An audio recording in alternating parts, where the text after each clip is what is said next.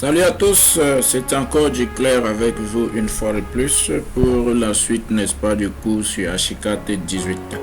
Aujourd'hui, nous allons voir particulièrement comment, n'est-ce pas, paramétrer une toiture à deux pentes. Pour le faire, c'est très simple. Aujourd'hui, nous allons partir d'ici avec un dessin déjà réalisé, comme vous pouvez voir là.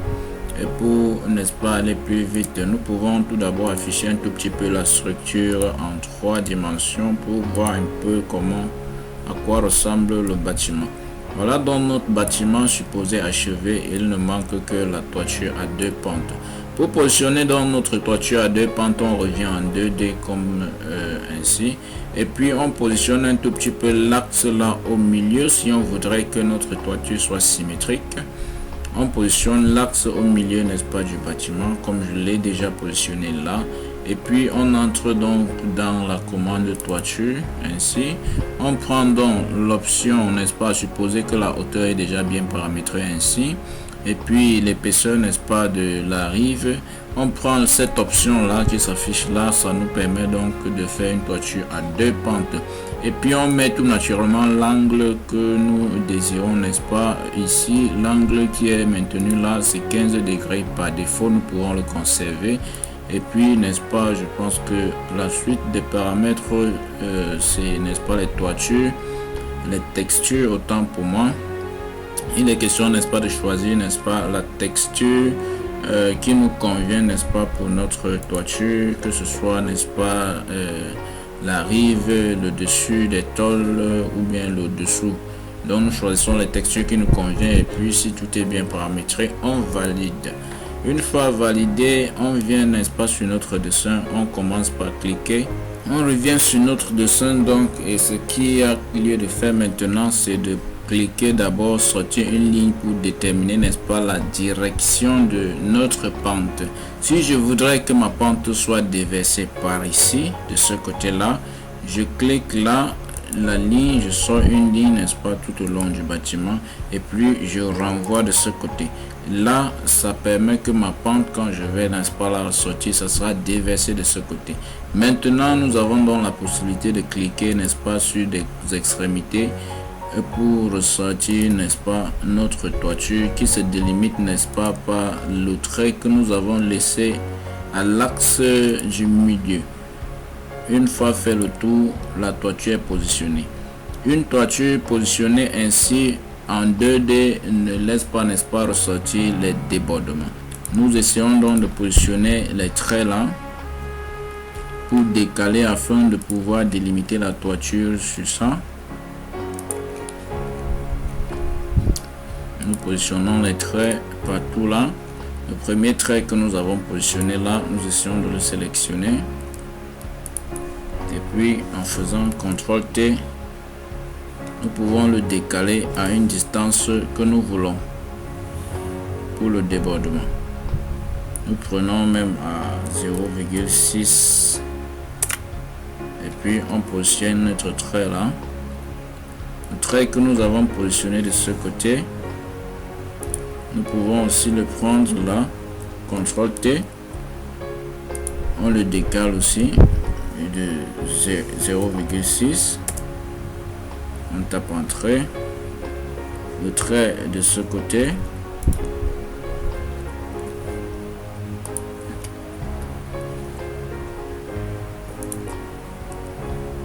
nous le décalons aussi comme ça de 0,6 et puis en essayant de joindre dans ces traits là, nous pouvons donc ressortir les débordements de notre toiture tout simplement.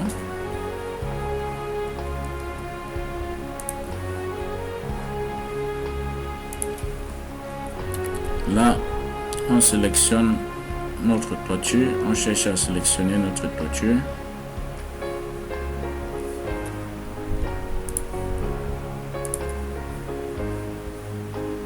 Une fois sélectionné, en cliquant sur ça, on prend cette option là qui nous permet donc tout naturellement d'étirer, n'est-ce pas, l'élément sélectionné. Et puis on essaye d'étirer, n'est-ce pas, de tous les côtés pour rejoindre donc les lignes que nous avons prévues pour le débordement. Donc nous pouvons un tout petit peu voir en 3D à quoi ressemble notre première pente de la toiture. On défile là, voilà notre toiture, notre première pente qui ressort là avec le débordement de 60 cm comme nous avons souhaité. Pour ressortir, n'est-ce pas, notre deuxième pente, c'est très simple. Nous pouvons tout simplement sélectionner notre toiture en faisant CTRL Y. On clique, n'est-ce pas, pour ressortir la symétrie, comme ça. Une copie symétrique. Donc on fait une copie symétrique. Et puis ça rabat, n'est-ce pas, l'autre pente de la toiture que nous pouvons immédiatement voir à quoi ça ressemble en 3D. Voilà notre toiture un tout petit peu à quoi ça ressemble en 3D. Ça donne ceci. Et puis parlant, n'est-ce pas, des murs pignons, nous pouvons positionner maintenant les murs pignons puisqu'on ne peut pas laisser le bâtiment comme ça avec les creux là au milieu. Non, c'est pas cool. On essaie tout simplement de positionner les murs pignons en rentrant aussi bien évidemment en 3D, en 2D autant pour moi. Si nous prenons la commande mur, en prenant la commande mur, nous pouvons choisir une hauteur aléatoire même de 1,5 m. Et puis nous positionnons notre mur à 3,20 m, c'est-à-dire au-dessus du mur qui existe déjà.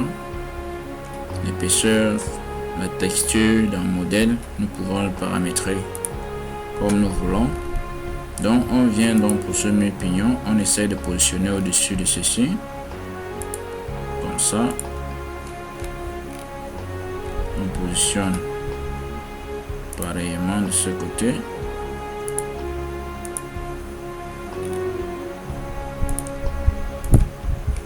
Nous avons donc positionné ces deux murs que nous pouvons aller voir à quoi ça ressemble en 3D toujours.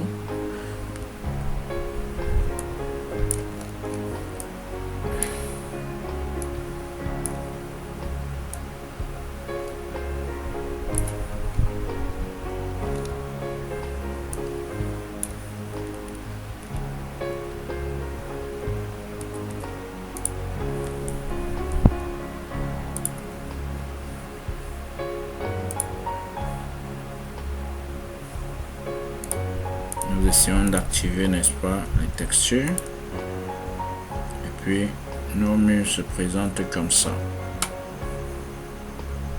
Pour redonner donc, n'est-ce pas, la forme à notre bâtiment, on sélectionne les murs en appuyant, n'est-ce pas, Shift.